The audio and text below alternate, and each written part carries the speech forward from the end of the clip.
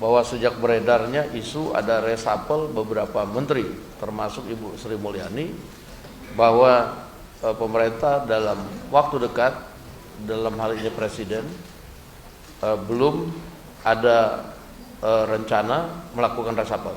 Bagaimana?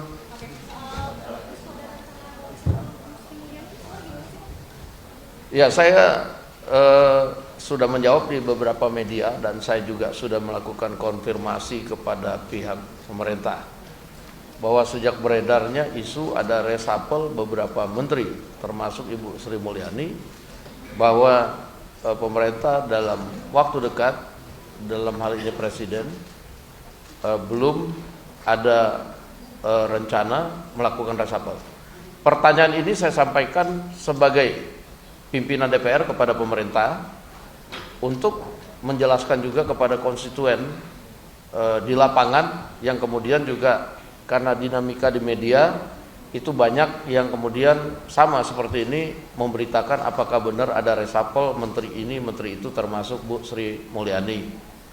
Nah, mungkin rekan-rekan media sudah tahu bahwa pertemuan yang intens antara Presiden dengan Menteri Keuangan maupun menteri-menteri lain justru membahas bagaimana kemudian supaya kelancaran pemerintah dalam memperhatikan kepentingan rakyat ini terus dilakukan. Dan saya pikir apa yang disampaikan oleh pemerintah bahwa dalam waktu dekat belum ada rencana reshuffle, ya mungkin itu yang bisa saya sampaikan. Demikian.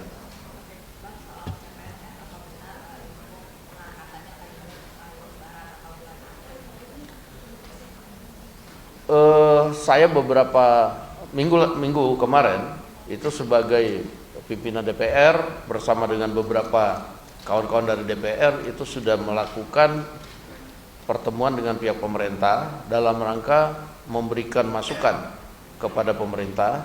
Kan beberapa waktu yang lalu sudah ada keputusan dari pemerintah untuk mengangkat CPNS dan P3K itu di Oktober 2025 untuk CPNS dan Maret 2026 untuk P3K. Nah, dalam pertemuan itu kami minta supaya pemerintah mempercepat pendataan, melakukan simulasi-simulasi untuk kemudian bisa dipercepat. Dan alhamdulillah pada waktu itu sudah disampaikan bahwa pemerintah akan mengusahakan bahwa secara serentak akan dilakukan di 2025. Namun CPNS-nya apakah setelah Lebaran pada bulan apa, dan kemudian P3K-nya secara bertahap paling lambat pada bulan apa di 2025, tentunya pihak pemerintah yang berwenang akan menjawab ini. Dan saya tadi sudah mendapatkan konfirmasi bahwa pada hari ini pukul 13 atau pukul 14 pihak pemerintah yang diwakili oleh Menteri Sekretaris Negara, Menteri Pan-RB dan Kepala BKN yang akan memberikan pengumuman kepada media. Demikian.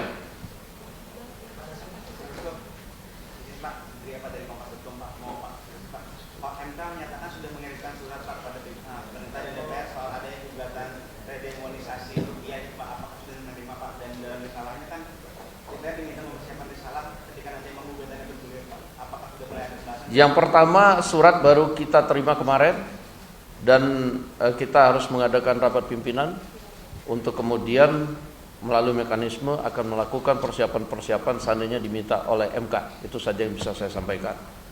Oke, ada lagi?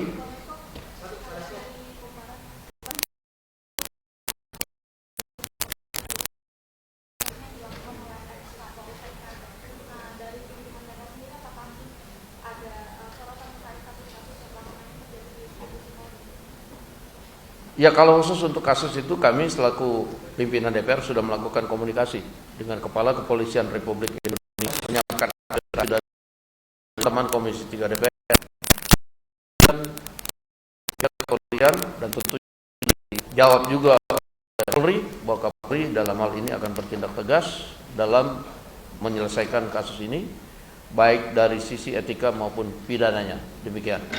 Oke? Kompak.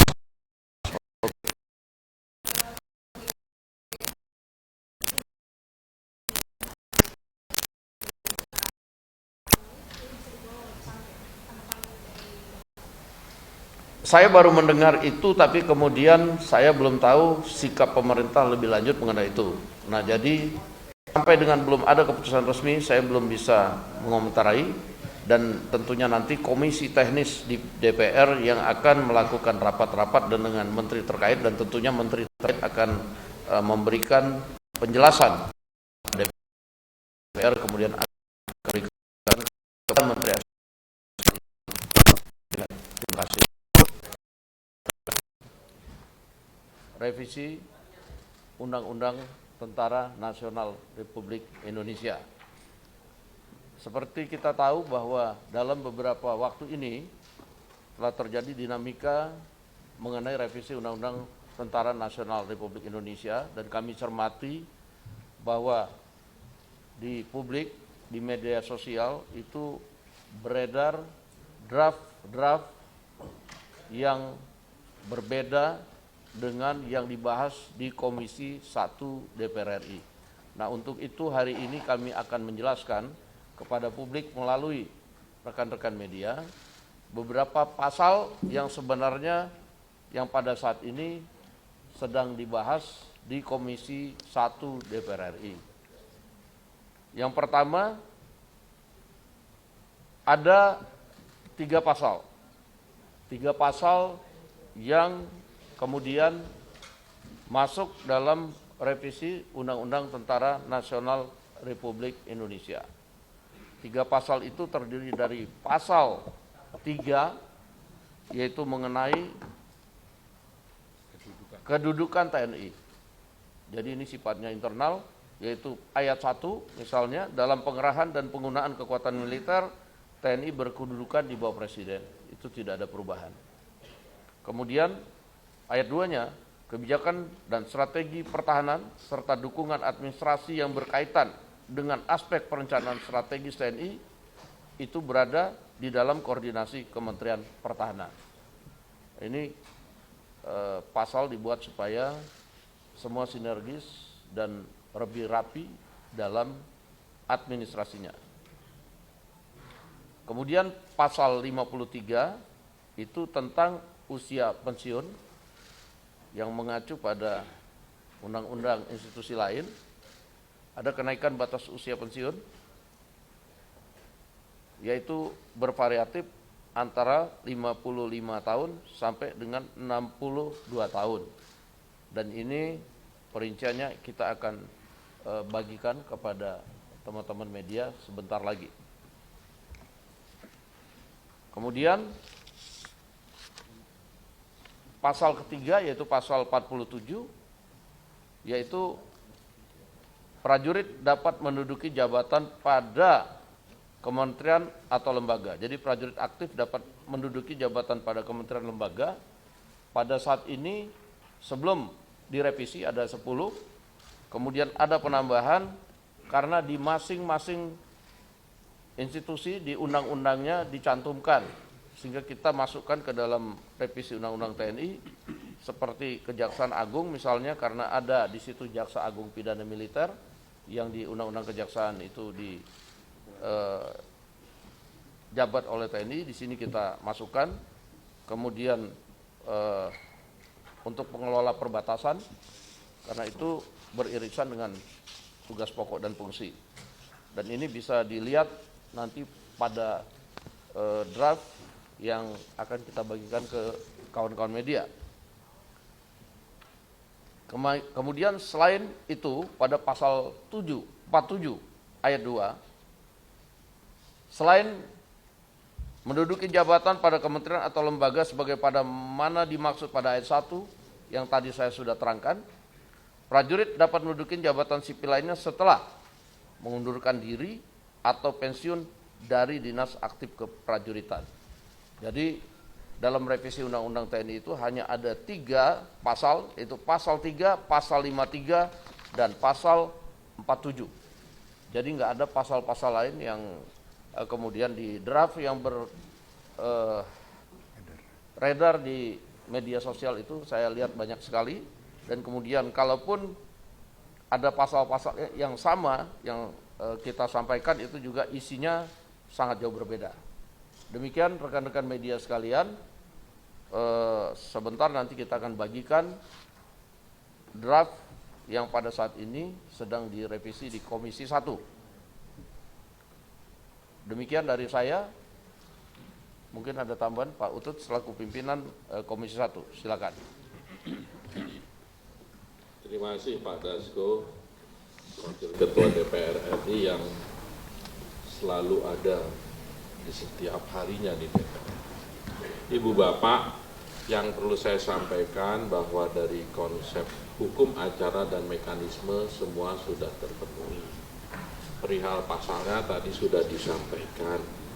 Perihal lapangan lainnya, habis ini tentu ada tim mustimsin, tim perumus dan tim sinkronisasi melapor kepada kami melapor kepada komisi.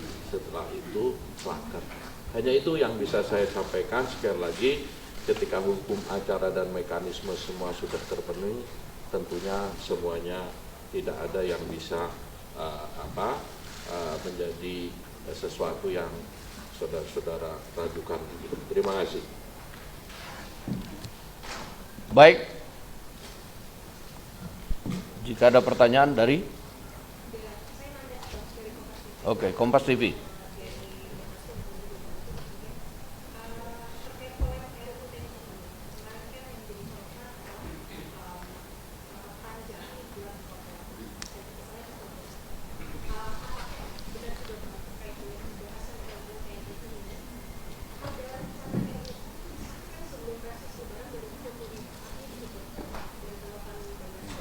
Yang pertama saya sampaikan bahwa tidak ada kebut-mengebut dalam Undang-Undang Revisi Undang-Undang TNI. Seperti kita tahu bahwa revisi Undang-Undang TNI ini sudah berlangsung dari berapa lama ya? Berapa bulan lalu. Dan itu kemudian dibahas di Komisi 1 termasuk kemudian mengundang partisipasi publik. Yang kedua, bahwa tidak ada kemudian rapat terkesan diam-diam karena rapat yang dilakukan di hotel itu adalah rapat terbuka. Boleh dilihat di agenda rapatnya, itu rapat diadakan terbuka dan memang konsinyering dalam setiap pembahasan undang-undang itu memang ada aturannya di dalam peraturan pembuatan undang-undang dan tidak menyalahi mekanisme yang ada. Walaupun kemarin saya lihat rencananya 4 hari disingkat menjadi 2 hari dalam rangka efisiensi, dan itu diperlukan karena mengundang institusi lain dan walaupun cuma 3 pasal tetapi pembahasannya itu memerlukan waktu karena dari sisi naskah akademik dan lain-lain itu perlu juga kemudian merumuskan kata-kata atau kemudian pokok-pokok yang tepat dalam pembahasannya. Nah, sehingga kemudian diperlukan konsinyering, itu saja. Nah, bahwa kemudian 3 pasal ini sudah dinyatakan selesai pembahasannya, ini juga tidak kebut-mengebut, tapi dalam mekanisme itu memang diserahkan kepada Komisi 1 dalam hal ini tim perumus, tim mustimsin dan kemudian panja yang kemudian akan melakukan sesuai dengan mekanisme. Demikian. Tambahkan. Kalau tambahannya bahwa tim pemerintah juga sangat banyak dari Wamen Sesnek, Pak Bambang Eko, Ibu Lydia, kemudian dari Wamenhan serta sekjennya Pak Marsdiado Irawan dan Legend Tri Budi Utomo, dari Kementerian Hukum Dirjen Perundang-undangan Dr. Dahana, dari Kementerian Keuangan sekjennya Pak Heru Pambudi, dan dari ahli bahasa Pak Naryanto. Kalau ditanya tadi soal kebut-mengebut sudah dijawab. Kalau soal partisipasi publik semua sudah kita undang. Mulai dari Pak Tengku Resasa, Pak Jenderal Rodon Pedrason, kemudian Pak Dr. Kusnanto Anggoro, Saudara Al-Araf, Saudara dari Pak dari Setara Institut, Saudara Ihsan Husaini, kemudian dari Pepabri dipimpin langsung oleh senior-senior dipimpin oleh Pak Agung Gumelar serta bekas Kasal Pak Laksamana Ahmad Sucipto, kemudian juga dengan Menhan, Panglima TNI dan Pak Pals. Jadi intinya itu, kalau dibilang kebut-mengebut tadi sudah dijawab, Kalau lapangannya ya memang seperti itu, karena pasalnya 3 debatnya sudah sangat panjang dan setiap fraksi kita putar, kadang ada yang langsung setuju, ada yang setiap fraksi kita putar. Iya, terima kasih.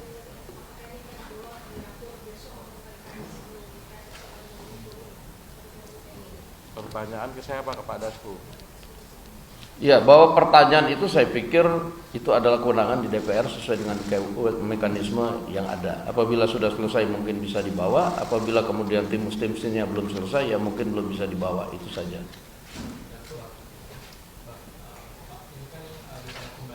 Tolong namanya dan dari media mana, tolong di